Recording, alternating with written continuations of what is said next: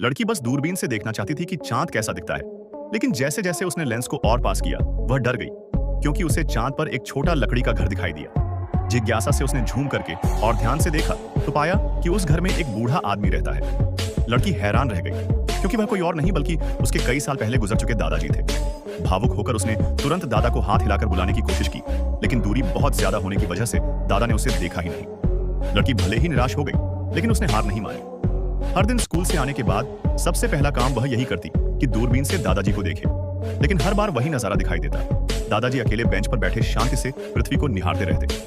लड़की ने सोचा कि शायद अगर वह दादा को चिट्ठी लिखे तो बात बन जाए। उसने कई तरीके आजमाए, कभी धनुष बाण से चिट्ठी भेजने की कोशिश की, कभी उसे कागज का हवाई जहाज बनाकर उड़ाया, लेकिन हर बार असफल रही। दादाजी की तन्हाई देखकर लड़की बहुत दुखी हो जाती, खासकर क्रिसमस के दिन, जब सबके पास सुंदर तोहफे होते, लेकिन दादाजी फिर भी अकेले बैठे पृथ्वी को देखते रहते। लेकिन इस बार चमत्कार हुआ। अचानक एक क्रिसमस गिफ्ट लड़की के सामने आकर गिरा।